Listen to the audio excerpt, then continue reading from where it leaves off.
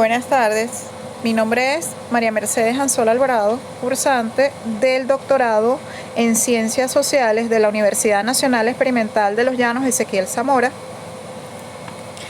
Específicamente la materia módulo 4 de la materia Seminario 1, Trabajo Doctoral y Aula Virtual, a cargo de la doctora Luisa Guevara. Mi trabajo lo titulé Propuesta de intervención socioeducativa sobre la violencia psicológica en instituciones públicas y privadas, dirigidas a empoderar a la mujer apureña en materia de defensa de sus derechos. La violencia de género es hoy en día una de las principales causas de muerte de mujeres en todo el mundo. A pesar de que en la gran mayoría de los países se han desarrollado numerosas medidas, tanto a nivel judicial como a nivel social, laboral o asistencial, para tratar de erradicar todas las formas de violencia y ayudar a las víctimas, muchas mujeres siguen sufriendo violencia de género por parte de sus parejas o exparejas, familiares y personas cercanas a su entorno, principalmente hombres. Todo esto genera profundas consecuencias en la salud física y psíquica tanto de ellas como en la de sus hijos e hijas. El presente análisis está relacionado con una inquietud científica que tuve como tesis doctoral, basada pues en la experiencia vivida como fiscal de violencia de género en la Fiscalía Novena del Ministerio Público de la Circunscripción Judicial del Estado Apure durante 2 años consecutivos.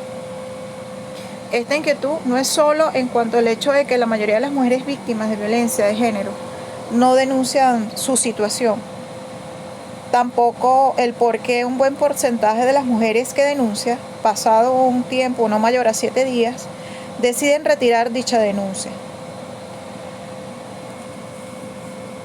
Como todos sabemos, entre las múltiples delitos que puedan afectar a la mujer se encuentra la violencia psicológica, que muy personalmente yo lo defino como es la mano invisible que golpea fuerte.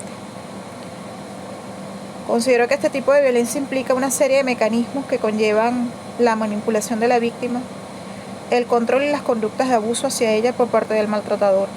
Incluye amenazas, humillaciones, insultos, descalificaciones públicas y privadas.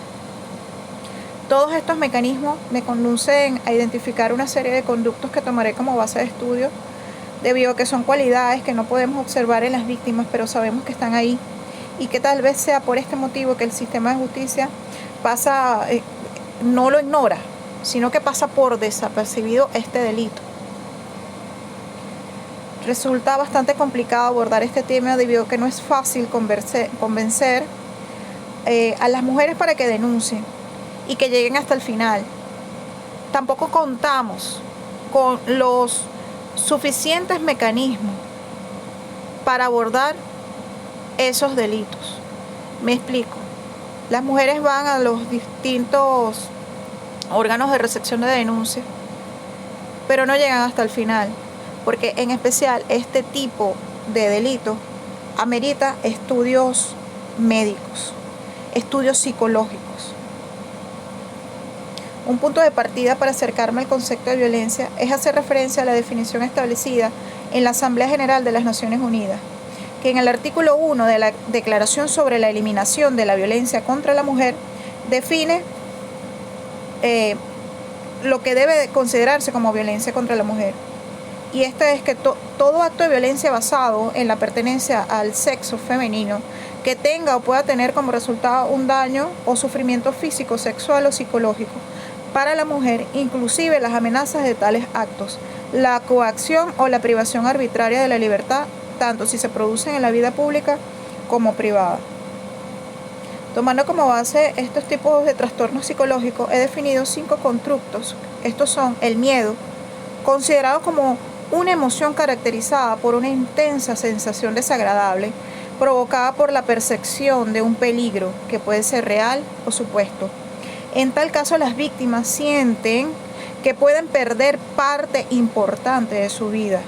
Este constructo lo considero como principal generador de conductas. Él mismo genera o puede generar la culpa, donde las víctimas se atribuyen el hecho de que son ellas quienes están actuando mal. Asimismo, el miedo y la culpa generan vergüenza.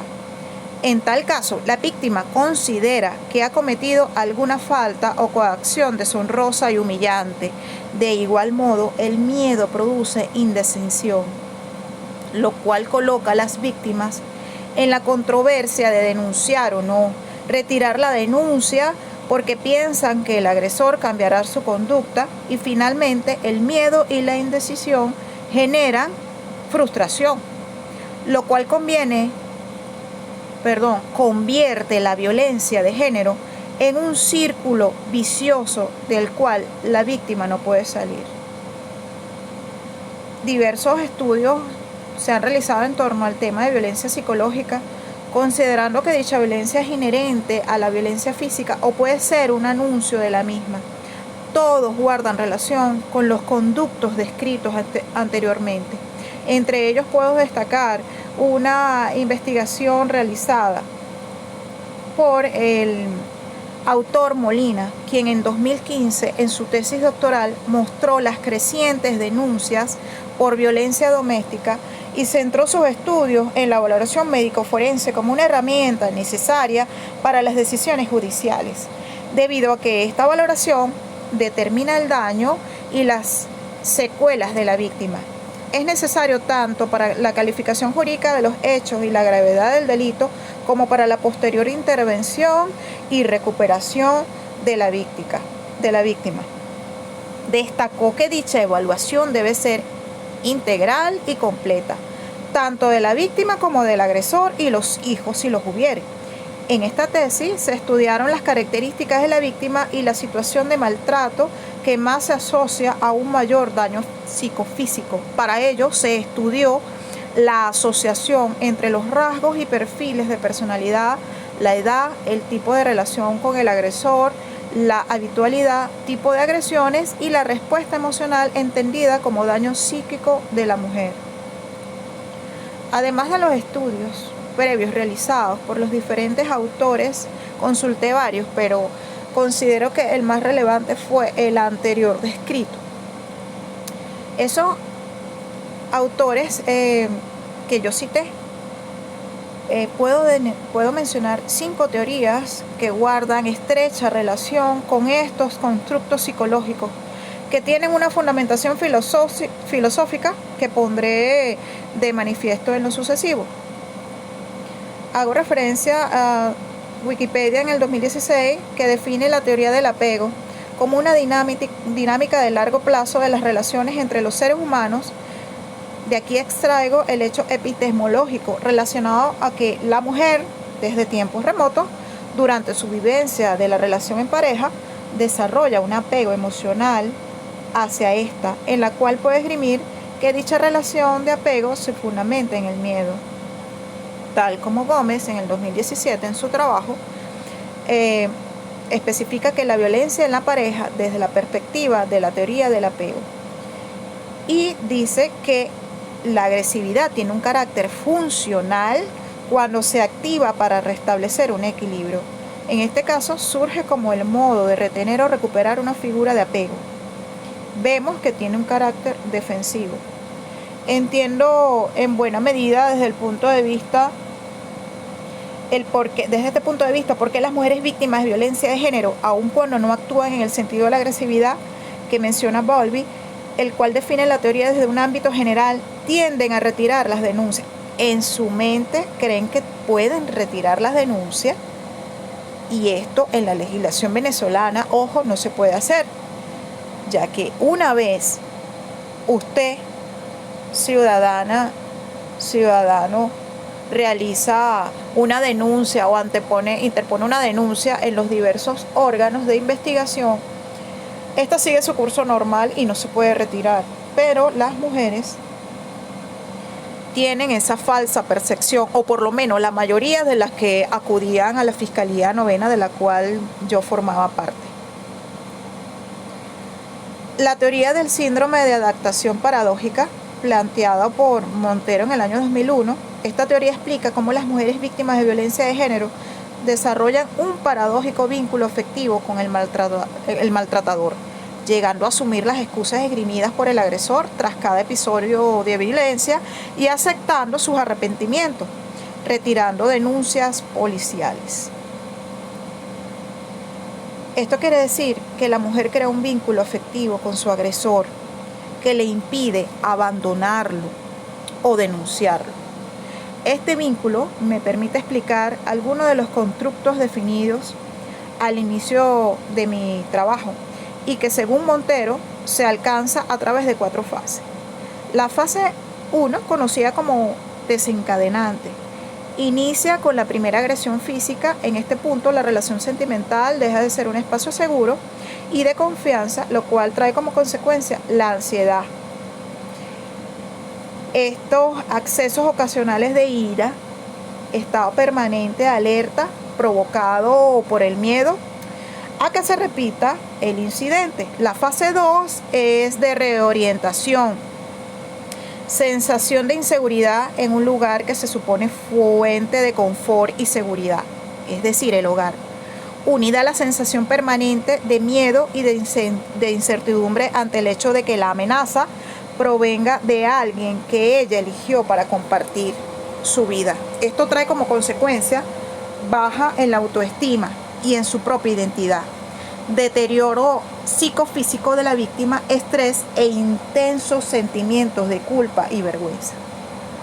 La fase 3 de afrontamiento, la víctima trata de afrontar la situación, lo que dependerá de cómo perciba sus propios recursos, del apoyo social disponible y de su estado psicofisiológico. En general, las consecuencias de esto son el estrés crónico, aumento del estado depresivo y de los sentimientos de culpa y vergüenza. Finalmente, la fase 4 de adaptación. Aquí la víctima se adapta paradójicamente, claro, a la violencia de su agresor, ante la incapacidad de hacer uso de sus propios recursos o solicitar ayuda al exterior.